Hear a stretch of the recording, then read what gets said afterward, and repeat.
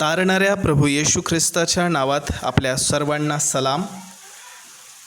प्रेषितांचा मतअंगीकार त्याचा भाग 8 यामध्ये आपलं स्वागत आहे. भाग 8 मध्ये आपण येशू ख्रिस्ताला न्यायाधीश म्हणून पाहणार आहोत. प्रियांनो, ही पवित्र शास्त्राची सत्यता आहे, पवित्र शास्त्राची घोषणा आहे की येशू ख्रिस्त हा जगाचा न्यायाधीश आहे. आणि मग प्रेषितांचा मतअंगीकार त्याचा भाग 8 काय शिकवतो?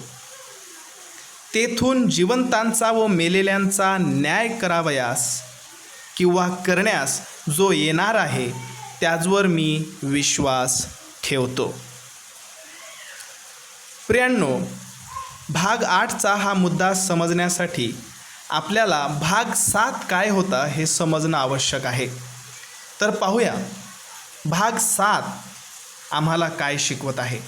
भाग 7 मध्ये आपण जे शिकलो ते म्हणजे जो मृतलोकात उतरला व तिसऱ्या दिवशी मेलेल्यातून पुन्हा उठला, स्वर्गात चढला आणि सर्वसमर्थ देव जो पिता त्याच्या उजवीकडे बसला आहे.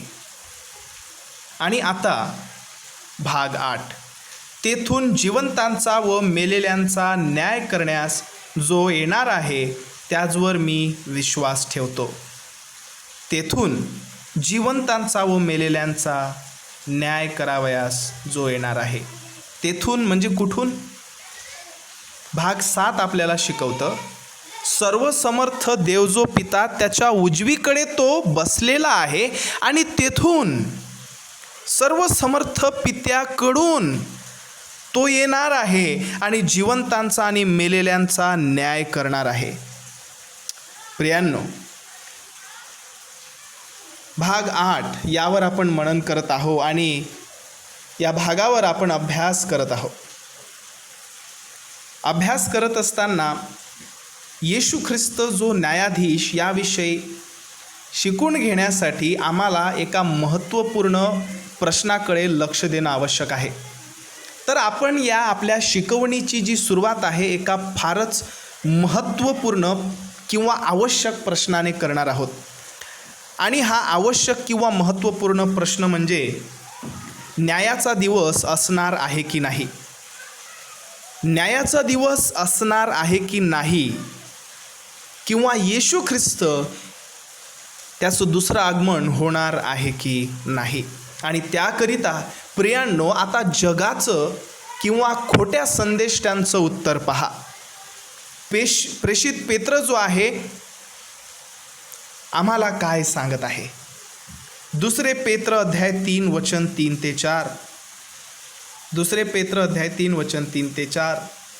प्रथम हे ध्यानात ठेवा. पेत्र जो आहे तो म्हणतोय प्रथम हे ध्यानात ठेवा, स्वतःच्याच वासनेंप्रमाणे चालणारे थट्टाखोर लोक शेवटल्या दिवसात थट्टा करत येऊन म्हणतील. पहा, प्रेषित पत्र जो आहे तो फारच स्पष्ट शब्दांमध्ये म्हणत आहे स्वतःच्या वासनेप्रमाणे चालणारे लोक आणि थट्टा करणारे लोक किंवा खोटे संदेश आम्ही त्यांना म्हणतो. त्यांचे शब्द आहेत ते काय म्हणतात? त्याच्या येण्याचे वचन आता कोठे आहे? कारण वाडवडील निजले तेव्हापासून सर्व काही उत्पत्तीच्या प्रारंभापासून होते तसेच चालू आहे. स्पष्ट शब्दामध्ये हा वासनेंच्या अधीन असलेला समाज, थट्टाखोर लोक, बडाईखोर लोक, हे काही खोटे संदेष्टे येशू ख्रिस्ताचं आगमन नाकारत आहेत. न्यायाचा दिवस नसेल आणि येशू ख्रिस्तही येणार नाही. स्पष्ट शब्दात न्यायाचा दिवस असणार आहे की नाही याचं उत्तर या जगाकडून जे मिळालेलं आहे, खोट्या संदेष्ट्यांकडून आणि वासनेच्या अधीन असलेल्या लोकांकडून आणि थट्टाखोर या लोकांकडून जे मिळत आहे ते आहे नाही. पण प्रियांनो, पवित्र शास्त्र काय शिकविते? प्रभू येशू ख्रिस्ताचं आगमन असणार की नाही? न्यायाचा दिवस असेल की नाही? पवित्र शास्त्राचं उत्तर आहे हो, न्यायाचा दिवस असणार आहे. आणि त्याविषयीची साक्ष देणारा स्वतः देव आहे. जुना करार आणि नवीन करार त्याविषयीची साक्ष देत आहे की येशू ख्रिस्त जगाचा न्याय करण्यासाठी येणार आहे. न्यायनिवाडा होईल आणि ख्रिस्त येईल. ख्रिस्त येईल आणि या जगाचा न्यायनिवाडा होईल. त्याचप्रकारे पवित्र शास्त्रामध्ये नमूद देवाचे न्यायत्व आणि चांगुलपणा सुद्धा आम्हाला ख्रिस्त येणार आहे आणि जगाचा न्याय होणार आहे आणि तो कसा होईल त्याविषयीचं मार्गदर्शन करतं. देवाचं न्यायत्व आणि त्याचा चांगुलपणा, आणि ते कसं, तर दुष्ट आणि अधार्मिकांना तो दंड देणार आहे, तर ख्रिस्ताचे नीतिमत्व प्राप्त जे लोक आहेत त्यांना तो प्रतिफळ देणार आहे. प्रियांनो, हे जीवन संपल्यावर जे देवाने दिलेलं आहे, प्रत्येक माणसाचा न्याय होणं हे आवश्यक आहे. ख्रिस्त न्यायाधीश म्हणून येणे आवश्यक आहे. आणि पवित्र शास्त्र मग न्यायाविषयीची ही घोषणा करतं की न्याय जो आहे प्रत्येकच व्यक्तीचा, म्हणजेच विश्वासणाऱ्यांचा, ख्रिस्तावरील विश्वास ठेवणाऱ्या लोकांचा आणि अविश्वासणाऱ्यांचा होऊन चुकलेला आहे. न्याय हा होऊन चुकला आहे आणि तो काय आहे वचन आम्हाला स्पष्ट करतं. योहान अध्याय 3 वचन 36, अविश्वासणाऱ्यांचा न्याय होऊन चुकला आहे आणि तो काय आहे पहा. जो पुत्रावर विश्वास ठेवत नाही त्याच्या दृष्टीस जीवन पडणार नाही. ज्याला अनंतकालिक जीवन स्वर्ग म्हटलेलं आहे, देवाबरोबरची सार्वकालिक सहभागिता म्हटलेलं आहे, ते जीवन त्यांच्या दृष्टीस पडणार नाही जो येशू ख्रिस्तावर विश्वास ठेवत नाही. देवाचा क्रोध त्याच्यावर राहतो. जो क्रोध नरकापेक्षाही जळजळता आणि भयंकर आहे, तो महाभयंकर क्रोध त्या व्यक्तीवर राहतो जो येशू ख्रिस्तावर विश्वास ठेवत नाही. आणि मग विश्वासणाऱ्यांचा न्याय काय? योहान अध्याय 5 आणि वचन 24, मी तुम्हाला खचित सांगतो, जो माझे वचन ऐकतो आणि ज्याने मला पाठविले त्याच्यावर विश्वास ठेवतो त्याला सार्वकालिक जीवन प्राप्त झाले आहे आणि त्याच्यावर न्यायाचा प्रसंग येणार नाही. तो मरणातून जीवनात पार गेलेला आहे. जो येशू ख्रिस्ताच्या ठायी आहे त्याच्यावर दंड आज्ञा नाही. त्याच्यावर दंड आज्ञा नाही. त्याच्यावर दंड आज्ञा नाही. तो मरणातून जीवनात पार गेला आहे. प्रियांनो, जेव्हा आम्ही मत अंगीकाराचा जो मोठा भाग आहे त्याबद्दल विचार करतो, प्रेषितांचा मत अंगीकार त्याकडे बारकाईने लक्ष द्या. यामध्ये जो मोठा भाग हाताळलेला आहे तो भाग येशू ख्रिस्ताविषयी आहे. येशू ख्रिस्ताविषयी आहे.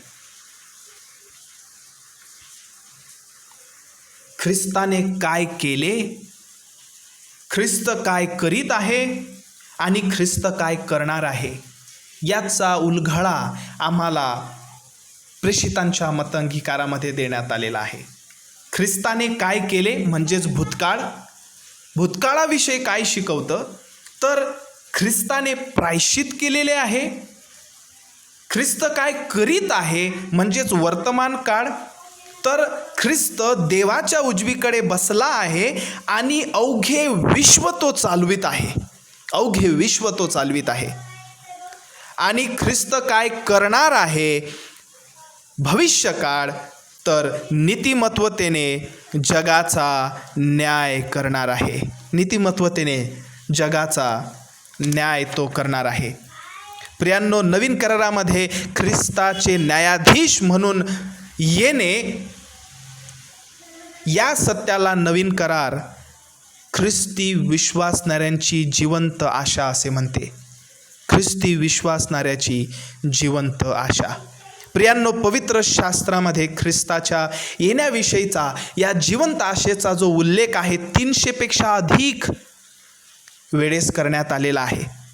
आणि प्रियांनो, या महान सत्यतेकडे आरंभिक मंडळीने आपले लक्ष लावलेले आहे. आरंभिक मंडळीला ही सत्यता ठाऊक आहे. येशू ख्रिस्ताच्या आगमनाविषयीचं महत्त्व त्यांना ठाऊक आहे आणि आम्हाला सुद्धा येशू ख्रिस्ताच्या येण्याविषयीचं महत्त्व असणं आवश्यक आहे. प्रियांनो, जेव्हा आम्ही प्रेषितांचा मतअंगीकार त्याचा अभ्यास करत आहोत, त्यामध्ये आम्ही पाहिलेलं आहे सर्व समर्थ देवाने आकाश आणि पृथ्वी निर्माण केली, त्याने ती घडविली. आणि प्रियांनो, जे त्याने घडविलं आहे, जे त्याने आधीच निर्माण केलेलं आहे, त्याविषयी पुढे बोलण्यात आलेलं आहे, मी विश्वास ठेवतो. त्यानंतर येशू ख्रिस्ताची गर्भधारणा आपल्या आईच्या उदरी, त्याचा जन्म, पंत पिलाताच्या वेळेस त्याचं दुःख भोगणं, तो मरण पावला आणि त्याला पुरले, ही वास्तविकता, हे सत्य, त्यावर मी विश्वास ठेवतो. प्रियांनो, ह्या सर्वच गोष्टी झालेल्या आहेत. म्हणजेच सर्व समर्थ पित्याने आकाश पृथ्वी निर्माण केली. येशू ख्रिस्त आम्हासाठी जन्मास आला, पंत पिलाताच्या वेळेस त्याने आम्हासाठी दुःख भोगले, तो आम्हासाठी मरण पावला, आम्हासाठी पुरल्या गेला. ह्या गोष्टी झालेल्या आहेत. तर काही लोकांसाठी त्याच्या दुसऱ्या आगमनापेक्षा ह्या ज्या झालेल्या गोष्टी आहेत त्यावर विश्वास ठेवणं जरा सोपं जात आहे, पण त्याच्या आगमनासंबंधात ते अडखळत आहेत. त्यांच्यासाठी तो अडखळण्याचा धोंडा झालेला आहे. का बरं? त्याचं कारण हे आहे, कारण की तो अद्याप आलेला नाही. त्याचं येणं हे पुढे होणार आहे, पवित्र शास्त्र शिकवतं. ते अद्याप झालेलं नाही आणि लोक जे झालेलं नाही त्याविषयी अडखळत आहेत. सर्व समर्थ देव त्याने आकाश पृथ्वी निर्माण केली, या सत्यावर माझी प्रीती आहे. पण काही लोक म्हणत आहेत, मला न्यायनिवाडा कदाचित आवडत नाही. आणि कित्येक असे लोक आहेत प्रियांनो, आज ते असेच म्हणतील, मला सर्व समर्थ देवावर प्रीती आहे, त्याने जे केलं ते मला आवडत आहे, पण न्यायाधीशापुढं उभं राहणं मला आवडणार नाही. आमच्यामधून कोणीच असा व्यक्ती त्याविषयी एक्सायटेड नसेल, उत्साही नसेल. बरोबर? कोणीही व्यक्ती त्या न्यायाधीशापुढं जो पवित्र आहे, जो पाप्यांविषयी गय करत नाही, उभं राहू शकणार नाही. पण प्रियांनो, आम्हाला पवित्र आत्मा देण्यात आलेला आहे. तो देवा संबंधात असलेल्या सत्याविषयी, ख्रिस्ता संबंधात असलेल्या सत्याविषयी, पवित्र वचनाच्या सत्यतेविषयी आम्हाला खात्री करून देतो. आणि प्रियांनो, जेव्हा प्रेषितांचा मतअंगीकार आम्ही अभ्यासत आहोत, यामध्ये आम्हाला शिकायला मिळालेलं आहे की प्रेषितांचा मतअंगीकार इट इज लाईक रेफर्मेशन. प्रेषितांचा मतअंगीकार जे आहे प्रियांनो, हे ख्रिस्ती व्यक्तीच्या आध्यात्मिकतेची सुधारणा आहे.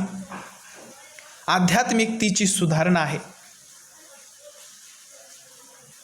आणि तो आम्हामध्ये करत आहे. जर कोणी देवाने आकाश पृथ्वी निर्माणच केली नाही त्याविषयी अडखळत आहे, तर प्रेषितांचा मतअंगीकार त्याविषयीचं सत्य सांगतं की देवानेच आकाश आणि पृथ्वी निर्माण केलेली आहे आणि आउट ऑफ नथिंग.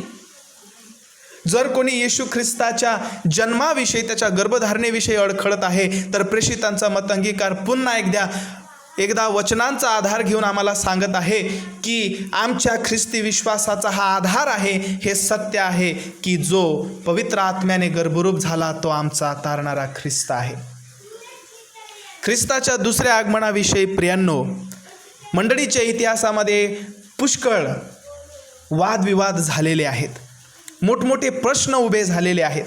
पुष्कळ प्रश्न जे आहेत येशू ख्रिस्ताच्या आगमनाविषयी जे आहेत ते उभे राहतात.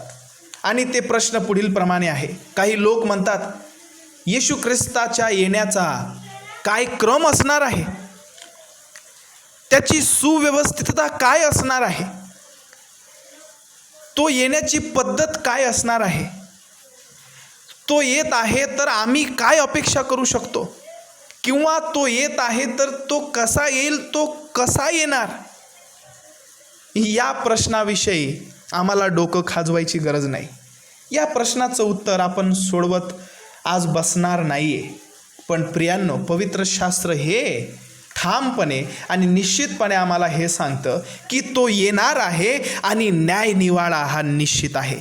हे महत्त्वाचं आहे, हे फार महत्त्वाचं आहे. त्याचा क्रम काय असणार आहे, त्याची सुव्यवस्थितता काय असणार आहे आणि तो कसा येणार आहे हे महत्त्वाचं नाही, पण तो येणार आहे हे खात्रीशीर आहे, निश्चित आहे, हे महत्त्वाचं आहे. आणि तो येईल आणि जगाचा न्याय निवाडा करेल. आणि तुम्ही तयार आहात काय, तुम्ही तयार आहात काय, हे महत्त्वाचं आहे. देवाचं वचन शिकवितं, be holy as I am Holy.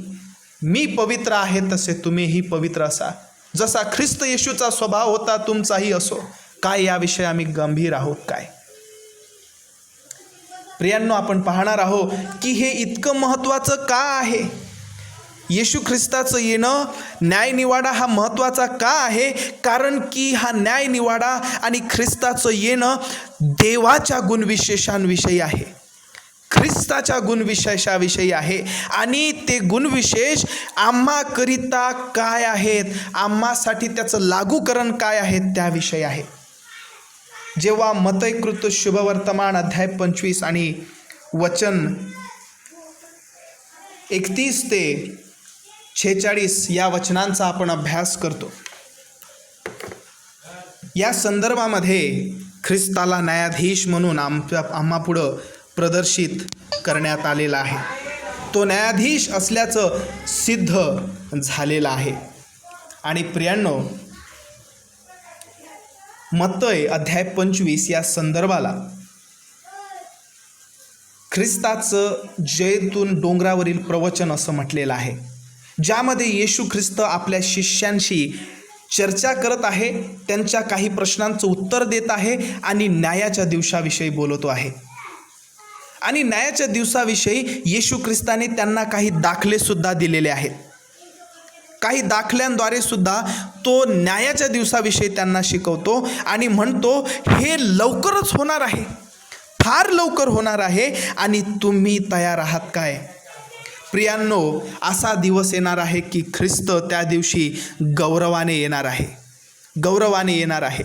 आणि त्यावेळेस तो ज्या प्रकारे तो जैतुनाच्या डोंगरावर एका लहानशा ग्रुपबरोबर बसला होता, तो तसा त्या दिवशी एका लहानशा ग्रुपबरोबर बसून, एका लहानशा गटाबरोबर बसून धुळीने भरलेले त्या डोंगरावर त्यांना प्रवचन देणार नाही, तर वैभवाने येऊन सर्वच माणसांचा, सर्वच राष्ट्रांचा, प्रत्येक माणसांचा तो नीतिमत्वतेने न्याय करणार आहे. आणि सर्व त्याला पाहतील, प्रत्येक गुडघा त्याच पुढे टिकेल. आणि तो एक मात्र राजा आणि न्यायाधीश असणार आहे. मत्तयकृत शुभवर्तमान अध्याय 25 आणि वचन 31चा जो संदर्भ आहे तो आम्हाला एका सरळ आणि नीतिमान मेंढपाळाविषयी शिकवतो. आणि हा मेंढपाळ ख्रिस्त आहे. हा मेंढपाळ शेरड्यांपासून मेंढरं वेगळी करत आहे, त्यास एकमेकांपासून वेगळी करत आहे. मेंढपाळ शेरड्यांना वेगळं आणि मेंढरांना वेगळं करत आहे. एका गटाला त्याने उजवीकडे ठेवलेला आहे तर दुसऱ्या गटाला त्याने डावीकडे. आणि प्रियांनो, त्या न्यायाच्या दिवशी तिथे त्याला प्रश्न करणारा कोणी नसेल.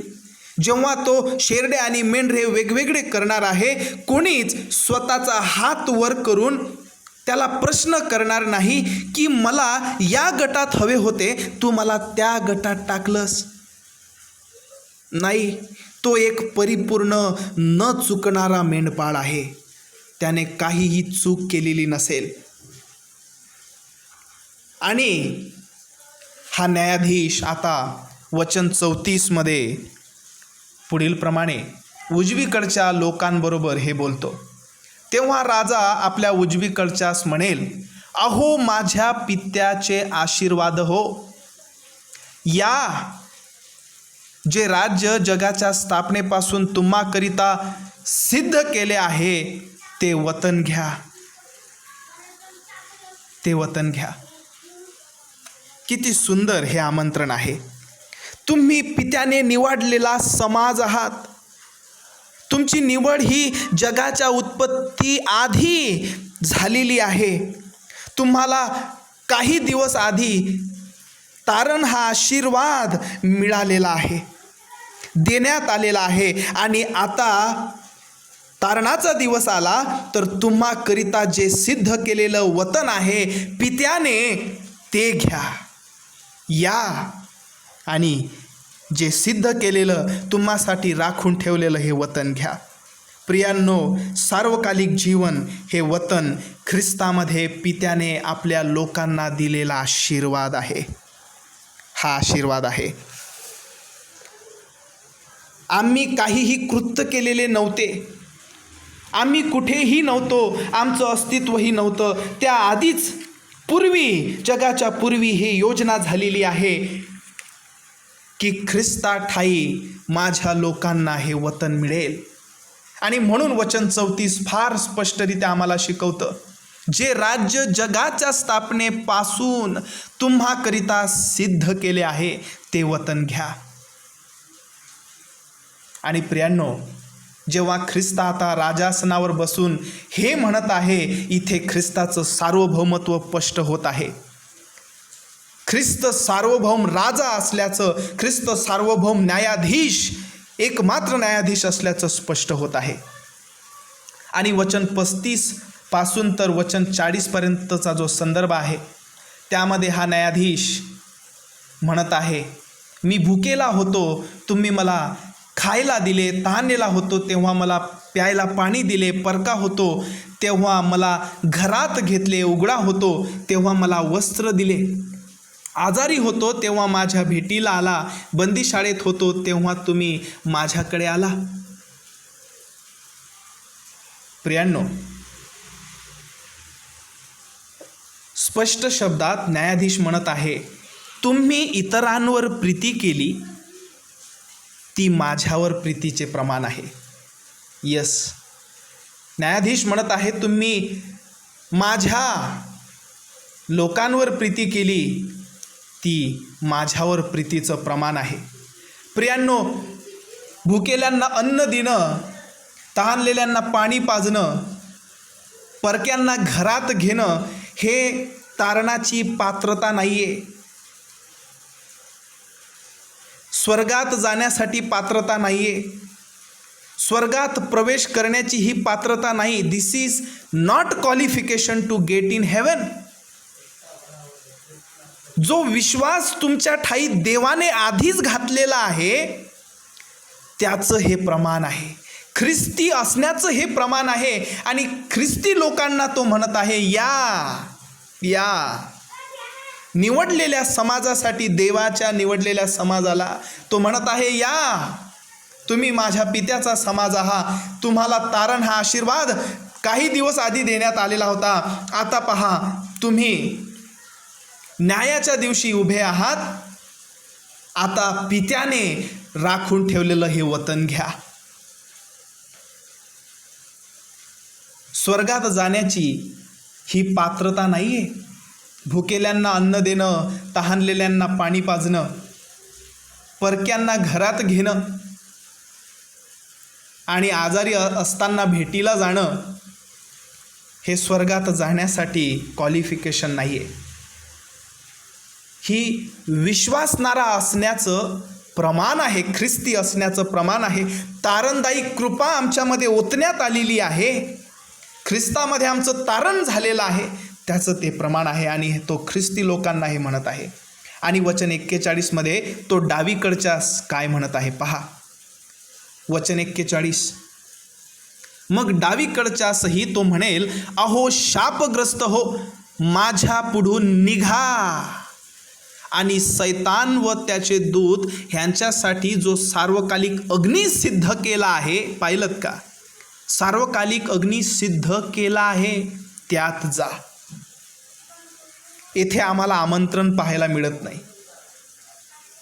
न्यायाधीश इथे आमंत्रण देत नाहीये, तर न्यायाधीश इथे आज्ञा देत आहे आणि म्हणत आहे, निघा,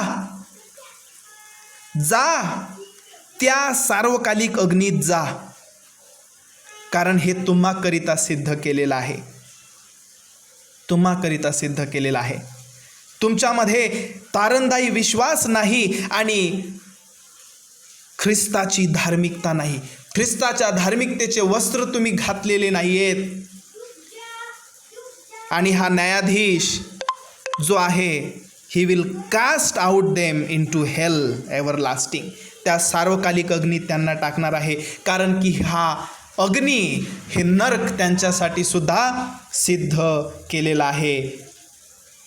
उजवीकडच्या लोकांकडे प्रियांनो आम्हाला या संदर्भामधून शिकायला मिळालेलं आहे की एक दयाळू न्यायाधीश आहे, त्याचप्रमाणे एक दयाळू तारणारा सुद्धा आहे. आणि हा दयाळू न्यायाधीश म्हणतो आहे, मी तुमच्या कोणत्याच सद्गुणांवर तुमचा न्याय करीत नाहीये, कोणत्याच प्रयत्नांवर, कोणत्याच खुबीवर तुमचा न्याय करीत नाहीये, तर हा न्याय ख्रिस्तावर निर्भर आहे. कारण की ख्रिस्ताचं नीतिमत्व त्या भ्रष्ट पाप्यांना देण्यात आलं आणि आता देवाच्या दृष्टीने ते भ्रष्ट आणि पापी नीतिमान असे झालेले आहेत, घोषित करण्यात आलेले आहेत.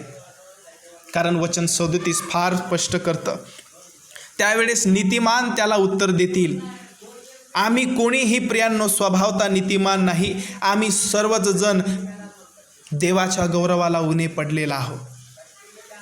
पण ख्रिस्ताच्या नीतिमत्वतेचा झगा आम्हाला घालवण्यात आलेला आहे आणि आम्ही देवाचा निवडलेला आहो म्हणून तो आम्हाला घालवण्यात आलेला होता. आणि आता हा न्यायाधीश म्हणतो, या, तुमच्यासाठी राखून ठेवलेलं वतन ते घ्या. प्रियांनो, ज्या प्रकारे आमचा हा न्यायाधीश दयाळू न्यायाधीश आहे, दयाळू तारणारा आहे, त्याचप्रमाणे तो नीतिमान सुद्धा आहे. त्याला पाप्यांना दंड देण्याचा अधिकार आहे. आणि जर देव पाप आणि पापी यांना सहन करून घेत आहे, पाप्याला दंड देत नाही, तर तो नीतिमान नाही. पण तो नीतिमान आहे हे पवित्र शास्त्र शिकवितं. ख्रिस्त नीतिमान न्यायाधीश आहे आणि पाप्यांना तो मुळीच सहन करून घेणार नाही, त्यांची गय करणार नाही.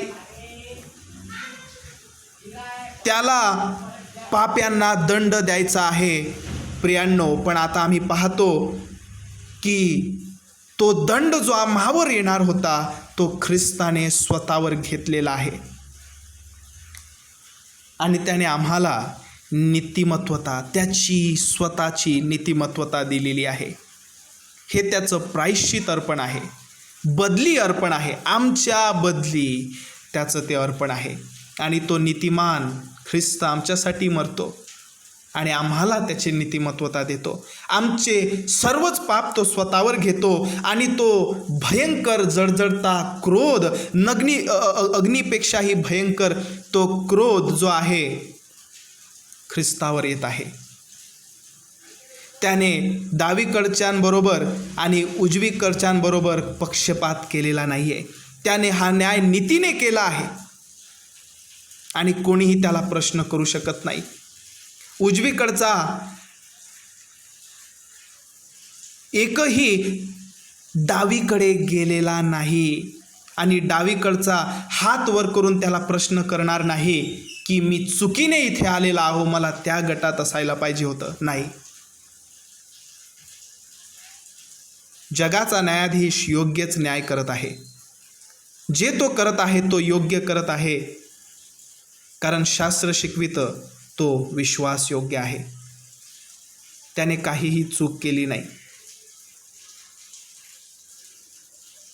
पित्याच्या उजवीकडून येणारा हा न्यायाधीश सार्वभौम असल्याचं, ख्रिस्त सार्वभौम असल्याचं स्पष्ट होत आहे आणि तो येऊन जिवंतांचा आणि मेलेल्यांचा न्याय करणार आहे.